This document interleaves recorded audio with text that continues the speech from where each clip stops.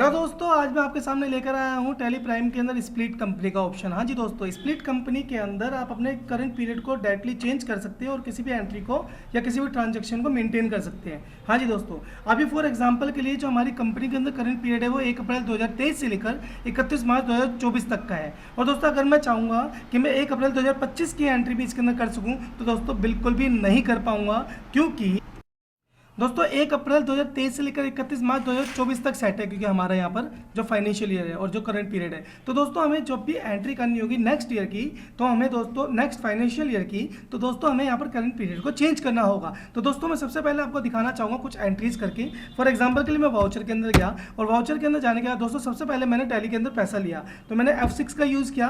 और दोस्तों F6 का यूज़ करने के बाद मैं यहाँ पर क्रिएट करता हूँ कैपिटल्स अकाउंट को कुछ इस तरीके से। हाँ जी दोस्तों, मैंने यहाँ पर कैपिटल्स यहाँ पर टाइप किया और यहाँ पर मैं लेता हूँ दोस्तों अंडर ऑफ कैपिटल अकाउंट और Ctrl+A करते हुए हमने इसको कर दिया सेव। हाँ जी दोस्तों, सबसे पहले मैं ले रहा हूँ 12 लाख रुपए इस तरीके से। हाँ जी दोस्तों, मैंने यहाँ पर जो है 12 लाख रुपए रिसिप्ट के अंदर एंट्री की बाय कैश, क्योंकि हमने बाय कैश लिया। Ctrl+A करते तो दोस्तों एंट्री हमारी हो जाती है तरीके से सेव। हाँ जी दोस्तों, अब अगर मुझे पेमेंट करनी होगी तो दोस्तों मैं पेमेंट करूंगा, लेकिन उससे पहले मैं देखना चाहूंगा दोस्तों कि जो हमने रिसिप्ट की एंट्री करी वो किस डेट को करी। हाँ जी दोस्तों, तो मैं यहाँ पर क्या करूंगा, एस्केप का बटन दबाऊंगा और एस्केप का बटन दबाने के बाद मैं डे बुक के अंदर जाऊंगा और डे बुक के अंदर जाने के बाद दोस्तों मैं देखूंगा कि यहाँ पर हमने जो एंट्री कर रखी थी वो 1 अप्रैल की कर रखी थी 2023 ईयर की। हाँ जी दोस्तों, तो मैं यहाँ पर फिर से एस्केप का बटन प्रेस किया मैंने और वाउचर के अंदर गए और दोस्तों वाउचर के अंदर जाने के बाद मैं यहाँ पर देखता हूँ कि अब मैं मुझे जो है पेमेंट करनी है दोस्तों किसी भी पर्सन को। फॉर एग्जांपल के लिए लाइक रेंट पे करना है या सैलरी पेमेंट करनी है या कोई सामान खरीदा या कोई सामान बेचा, वो किस किस डेट को सारा क्वेश्चन हो रहा है। तो दोस्तों आज हम वही चीज़ यहाँ पर देखेंगे। तो फॉर एग्जांपल के लिए मुझे यहाँ पर दोस्तों पेमेंट करनी है, तो मैं यहाँ पर F5 का बटन प्रेस करता हूँ पेमेंट के लिए। और दोस्तों मुझे यहाँ पर रेंट पे करना है तो मैं क्रेडिट के अंदर जाऊँगा और क्रेडिट के अंदर जाने के बाद यहाँ पर रेंट लिखा और दोस्तों रेंट होता है हमारा इनडायरेक्ट एक्सपेंस। हाँ जी दोस्तों, तो यहाँ पर जो है इनडायरेक्ट एक्सपेंस लिया, क्योंकि रेंट देखो सिचुएशन वाइज होता है दोस्तों कि रेंट आ रहा है या फिर जा रहा है। अगर दोस्तों आ रहा है तो हमारे इनकम में जाएगी इनडायरेक्ट, और अगर जा रहा है तो दोस्तों एक्सपेंस में जाएगा। तो मैंने यहाँ पर Ctrl+A का बटन प्रेस किया और दोस्तों Ctrl+A का बटन प्रेस करने के बाद मैंने रेंट पे किया फॉर एग्जाम्पल के लिए 12,000 रुपीज़। हाँ जी दोस्तों, 12,000 रुपये मुझे या फिर मैंने जो है रेंट पे किया। अब दोस्तों जो रेंट पे कर रहा हूं मैं कैश में पे कर रहे हैं, तो दोस्तों कैश करते हैं और Ctrl+A करते हुए हमने इसकी एंट्री तो कर दी, लेकिन दोस्तों डेट चेंज नहीं करी, तो हमें वापस स्केप पे जाना होगा। अगर दोस्तों आपके साथ भी कभी ऐसा होता है कि अगर आपको डेट चेंज करनी हो लेकिन आप भूल गए या नहीं कर पाए, तो दोस्तों आपको स्केप करते हुए डे बुक पे जाना होगा और डे बुक पे जाने के बाद आपको उस एंट्री पे एंटर करना होगा जिसकी डेट आप चेंज करना चाहते हैं। तो दोस्तों डेट चेंज करने के लिए आपको F2 की शॉर्टकट की का बटन प्रेस करना होगा। अब फॉर एग्जांपल के लिए दोस्तों जो हमने पहले वाली एंट्री की थी वो 1 अप्रैल 2023 को की थी। अब जो एंट्री कर रहे हैं दोस्तों वो 31 दिसंबर की एंट्री कर रहे हैं और एंटर करते हैं और Ctrl+A करके इसको सेव कर देते हैं।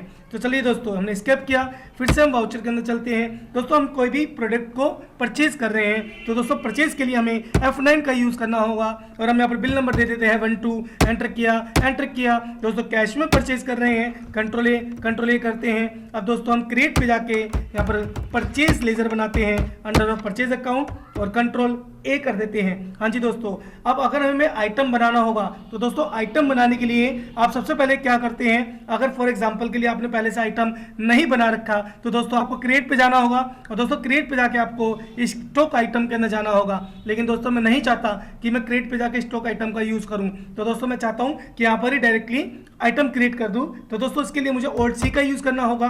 फॉर एग्जांपल के लिए मैं यहाँ पर मार्कर बनाना चाहता हूँ दोस्तों, मार्कर एंटर किया और दोस्तों यूनिट इसके क्रिएट करेंगे पीसीज में। दोस्तों मैं इस तरीके से पीसीज में क्रिएट करता हूँ, Ctrl+A करते हुए सेव कर देता हूँ। हाँ जी दोस्तों, मैंने फिर से वही काम करा, Ctrl+A करते हुए इस पूरे पार्ट को सेव कर दिया। फॉर एग्जांपल के लिए दोस्तों मैं क्वांटिटी खरीद रहा हूँ 12 और दोस्तों इसका रेट दे रहा हूँ मैं 1200 रुपये। एंटर करता हूँ 14,400 रुपीज़ इसका जो है अमाउंट टोटल आ चुका है। अब दोस्तों मैंने 31 दिसंबर की एंट्री कर रहा हूँ, मैं यहाँ पर एंटर कर देते हैं। अब दोस्तों मैं सेल करूँगा, तो सेल करने के लिए मुझे F8 का यूज़ करना होगा। अब मैं यहाँ पर F2 की कंडीशन देता हूँ वाउचर डेट की। अब दोस्तों मैं इसके अंदर एंट्री करता हूँ 31 मार्च की। हाँ जी दोस्तों देखिए ऑटोमेटिकली हमारा डेट पीरियड 31 मार्च 2024 आ गया होगा। अब दोस्तों मुझे पार्टी देनी है कैश, Ctrl+A मैं कैश में सेल कर रहा हूँ। दोस्तों मुझे यहाँ पर सेल्स का लेजर बनाना होगा under of sales account control ए कर देते हैं। दोस्तों किस आइटम को सेल कर रहे हैं, मैंने कहा मार्कर को सेल कर रहे हैं। दोस्तों कितने का परचेज किया था आपने, आप भूल गए, आपने कितना परचेज किया था वो भी भूल गए। तो दोस्तों हमें बैक जाके डे बुक पे जाकर जो है देखना होगा। लेकिन दोस्तों मैं चाहता हूँ मुझे बार बार मेहनत ना करनी पड़े, मैं तो डायरेक्टली यहाँ से ही देखना चाहता हूँ, शो करना चाहता हूँ कि कितना हमने परचेज किया था और किस रेट पे परचेज किया था। तो दोस्तों आपको शॉर्टकट की दबानी होगी Alt+S। हाँ जी दोस्तों सही सुना आपने, Alt+S। तो मैंने यहाँ पर Alt+S का यूज़ किया। दोस्तों मुझे यहाँ पर शो कर देता है स्टॉक क्वेरी में कि हमने कितना क्वांटिटी खरीदा था, किस रेट के हिसाब से खरीदा था। दोस्तों मैंने इसको स्केप किया। मैंने दोस्तों फॉर एग्जांपल के लिए 12 क्वांटिटी खरीदी थी, तो मैंने यहाँ पर 8 क्वांटिटी भेज दी। और दोस्तों कितने रुपए के हिसाब से खरीदा था, 1200 के हिसाब से खरीदा था, तो मैं यहाँ पर 1500 के हिसाब से बेच रहा हूँ। और दोस्तों Ctrl+A कर देते हैं, सेव होगी दोस्तों हमारी एंट्री। लास्ट एंट्री हमने जो करी वो 31 मार्च 2024 की करी। अब दोस्तों मैं 1 अप्रैल 2024 की एंट्री करना चाहता हूँ। फॉर एग्जांपल के लिए मैं पेमेंट कर रहा हूँ, यहाँ पर पेमेंट कर देता हूँ फिर से, या फिर हम यहाँ पर किसी को सैलरी पे कर रहे हैं दोस्तों, तो मैंने यहाँ पर जो है सैलरी का लेजर बना दिया अंडर ऑफ इनडायरेक्ट एक्सपेंस। ये भी दोस्तों सिचुएशन वाइज है, सैलरी आपके पास आ रही है क्या जा रही है, लेकिन हम यहाँ पर पेमेंट के अंदर एंट्री कर रहे हैं दोस्तों, तो जाहिर सी बात है कि वो सैलरी जाएगी। तो हमने यहाँ पर इनडायरेक्ट एक्सपेंस का यूज़ किया, Ctrl+A का यूज़ किया। दोस्तों मैं यहाँ पर जो सैलरी पे कर रहा हूँ 30,000 रुपीज़, 30,000 रुपये पे कर रहा हूँ दोस्तों। लेकिन अब जो पे कर रहा हूँ वो F2 मैंने करा, 1 अप्रैल 2024 को पे कर रहा हूँ दोस्तों, और मैंने यहाँ पर एंटर करा तो वो एंट्री दोस्तों नहीं होगी। लेकिन चलो मैं 31 मार्च 2024 को ही एंट्री करता हूँ कुछ इस तरीके से। हाँ जी दोस्तों देखिए 31 मार्च को मैं एंट्री कर रहा हूँ, F2 करता हूँ, F2 करता हूँ, और मैं यहाँ पर कैश में जो है पेमेंट दे रहा हूँ। दोस्तों 31 मार्च 2024 की तो एंट्री हो जाएगी, क्योंकि हमने फाइनेंशियल ईयर जो डाल रखा था ये, तो इसलिए हमारी एंट्री हो जाएगी। दोस्तों Ctrl+A करते हैं, हमारी एंट्री सेव हो चुकी है। लेकिन दोस्तों अब मैं जो एंट्री करूँगा F2 करते हुए वो एंट्री नहीं होगी, क्योंकि हमारा फाइनेंशियल ईयर खाली 31 मार्च 2024 तक था। अब दोस्तों अगर आपको फाइनेंशियल ईयर चेंज करना है तो आप इसके लिए क्या करेंगे, Alt+F2 का यूज़ करेंगे, Alt+F2 का यूज़ करेंगे। और दोस्तों आपको एंटर बटन प्रेस करते हुए 2 पे जाके सबसे लास्ट में जाके 25 डाल देना और एंटर कर देना। अब दोस्तों आप 31 मार्च 2025 तक की एंट्री कर सकते हैं। अब दोस्तों फॉर एग्जांपल के लिए मैं फिर से एक पेमेंट कर रहा हूँ, रेंट पे कर रहा हूँ फॉर एग्जांपल के लिए। तो मैं दोस्तों यहाँ पर जो रेंट पे कर रहा हूँ F2 मैंने किया, 1 अप्रैल 2024 तक की मेरे पास एंट्री आ चुकी है। एंटर करा मैंने यहाँ पर डायरेक्टली, रेंट पे कर रहा हूँ फॉर एग्जांपल के लिए मैं 9,000 रुपीज़ एंटर किया। कैश में पे कर रहा हूँ दोस्तों, Ctrl+A कर दिया, तो एंट्री हमारी प्रॉपर तरीके से हो चुकी है। अब दोस्तों जो मैं एंट्री करूंगा F2 मैंने यहाँ पर कर दिया, 31 मार्च की मैं एंट्री कर रहा हूँ, 31 मार्च 2024 की दोस्तों मैं यहाँ पर एंट्री कर रहा हूँ। मैंने सैलरी पे कर रहा हूँ फिर से इस तरीके से। देखिए दोस्तों 2025 तक की एंट्री आ चुकी है 31 मार्च की, क्योंकि वो नेक्स्ट ईयर हो गया। अगर मुझे दिसंबर में करना हो दोस्तों, दिसंबर में कैसे करेंगे, F2 किया मैंने यहाँ पर 31 मार्च और 2024 सॉरी 31 दिसंबर 2024 की मैं एंट्री कर रहा हूँ दोस्तों। तो देखिए यहाँ पर मैं फिर से सैलरी पे कर रहा हूँ, मान लीजिए 8,000 रुपये एंटर किया, कैश में पे कर रहा हूँ, Ctrl+A कर देते हैं। तो दोस्तों देखिए इस तरीके से सैलरी जो हमारी ट्रांजेक्शन वो हो चुकी है। फिर से मैंने यहाँ पर F2 का यूज़ किया दोस्तों। अब मैं जो एंट्री करूँगा वो मैं कर रहा हूँ 31 मार्च 2025 की एंट्री ऑटोमेटिकली आ जाएगी दोस्तों, 25 ईयर। यहाँ पर मैं फिर से रेंट पे कर रहा हूँ फॉर एग्जाम्पल के लिए, यहाँ पर मैं रेंट पे कर रहा हूँ 6,000 एंटर करा, कैश में पे कर रहा हूँ दोस्तों, Ctrl+A कर देते हैं। अब मैं जो एंट्री करूँगा दोस्तों नहीं आएगी, क्योंकि हमारा फाइनेंशियल ईयर खत्म हो चुका है। दोस्तों सारा गेम इसके अंदर फाइनेंशियल ईयर का है, सारा गेम इसके अंदर ईयर से रिलेटेड है। अब हमने यहाँ पर 2 ईयर्स की एंट्री कर दी दोस्तों, 23 से 24 और 24 से 25।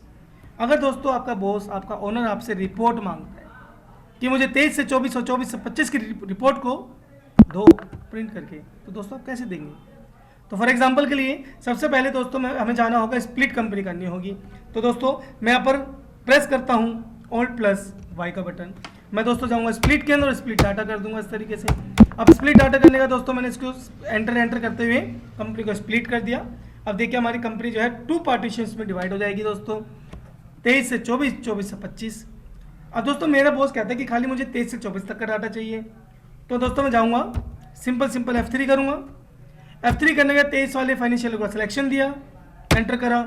एंटर करने का दोस्तों डे बुक पे गए, डे बुक पे जाने का दोस्तों F2 की कंडीशन करी, यहाँ से पूरी डेट को रिमूव कर देते बैक स्पेस से, एंटर करते हैं। तो देखिए दोस्तों हमने 23 से 24 तक की जो एंट्री करी थी वो दोस्तों 4 एंट्री करी थी।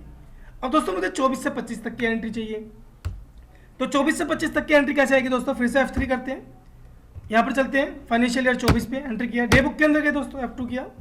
F2 करने के दोस्तों हमने इसको बैक स्पेस से एंटर करते हुए यहाँ पर ये देखिए हमने 3 एंट्री की थी।